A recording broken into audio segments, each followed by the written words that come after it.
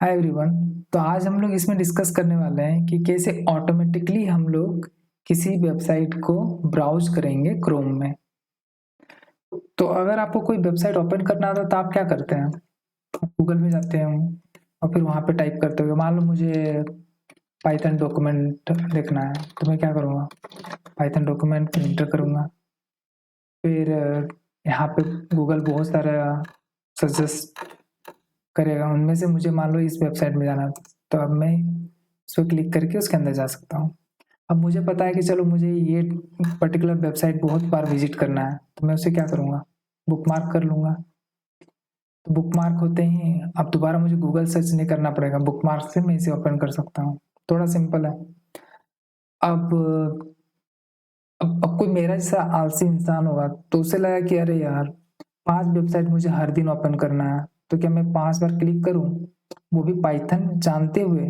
तो बहुत बड़ा नाइंसाफ़ी है।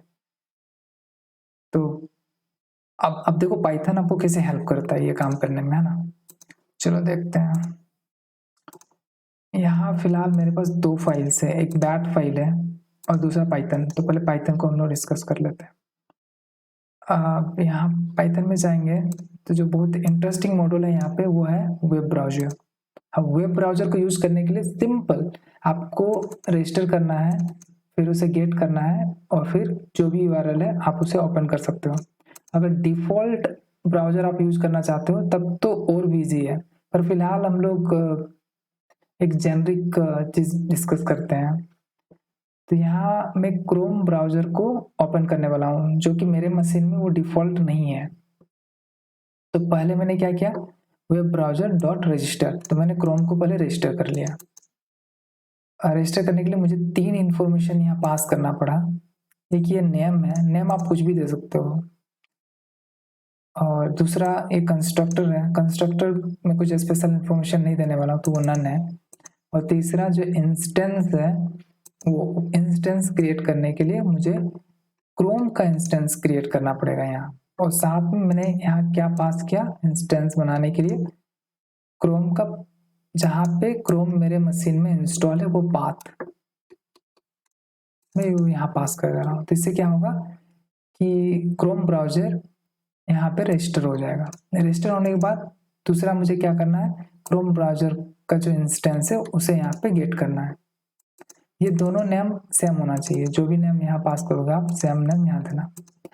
अब एक बार जब मुझे कोई इंस्टेंस मिल गया ब्राउज़र का, तो अब उसको यूज़ करके मैं कोई भी यूआरएल ओपन कर सकता हूँ। तो फिलहाल मैंने यहाँ पे आर्ट एंड कल्चर जो है गूगल का उसे ओपन कर रहा हूँ पहले मैं, और सेकंड गूगल न्यूज़।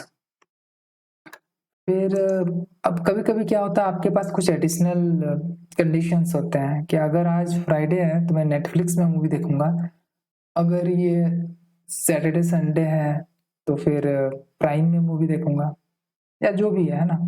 तो उसके लिए मैंने यहाँ पे क्या किया कि डेट टाइम मॉड्यूल यूज़ करके वीकडे निकाल लिया। अब वीकडे का जो इसका जो आउटपुट आएगा वो वैल्यू आपका 0 से 6 के बीच कुछ भी हो सकता है। तो अगर 0 हुआ तो मंडे, अगर 6 हुआ तो संडे।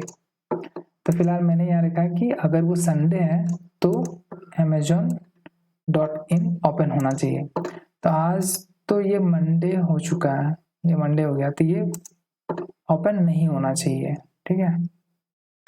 अब कोड को चला के देखते हैं कि ये काम भी कर रहा है या नहीं, है ना? तो पाइथन कोड रन करने के लिए या तो आप डायरेक्टली वहाँ से यूज़ कर सकते थे आइडल से, पर हम लोग कमांड प्रॉम्प्ट से इसे रन करने वाला है।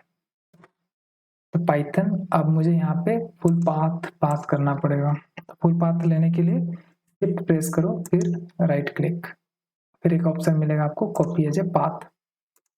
उसे करने के बाद आपको यहाँ वो पेस्ट करना है और इंटर।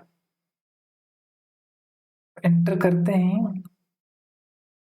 आप देखो कि यहाँ पे कोई वो दोनों जो वेबसाइट थे, गूगल आर्ट एंड कल्चर और गूगल न्यूज़, दोनों ओपन हो गए, ठीक है?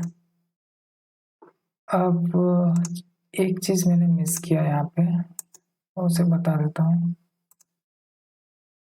यहाँ पे जो वेब ब्राउज़र डॉट क्रोम है तो ये मैंने क्रोम के लिए किया हुआ है ना। अगर आप किसी और ब्राउज़र के लिए करना हो तो आप इस लोकेशन पे जाओ, जो पाइथन डॉक्यूमेंट में आपको ये इन्फॉर्मेशन मिल जाएंगे। तो यहाँ पे आपको सारे जो भी ब्राउज़र हैं उसके रिलेटेड क्लासेस डिफाइन किए हुए हैं, है ना।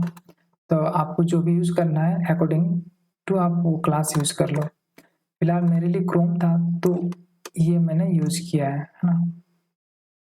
चलो ठीक है। फिर दूसरा क्या है कि अब तो मैं इस पाइथन कोड को चला के 5 या 10 जितने वेबसाइट ओपन करना चाहूँ ओपन कर सकता हूँ। नेक्स्ट स्टेप क्या है कि आप चाहोगे कि मुझे ये भी ना करना पड़े। अब कंप्यूटर जब स्टार्ट हो तो वो खुद ही ऑटोमेटिकली ये सारे ओपन करके वो खुद ही रख दे, तो और खुशी की बात है ना। तो उसके लिए आपको क्या करना है, एक बैट फाइल बनाना पड़ेगा। बैट फाइल्स क्या होते हैं, तो एग्जीक्यूटेबल फाइल्स होते हैं। जनरल आप कमांड प्रॉम्प्ट में जो रन करते हो वो बैट के थ्रू आप से रन कर सकते हो, है ना। इस बैट फाइल को ओपन करते हैं। इसे ओपन करने के बाद आप यहाँ देखोगे ये जो कमांड है और जो हमने कमांड प्रॉम्प्ट से पाइथन कोड को चलाने के लिए किया था वो दोनों सेम है, ठीक है। वो सेम ही कोड यहाँ पे किया हुआ है। अगर आप यहाँ पे जाओगे तो देख सकते हैं सेम ही है दोनों, है ना।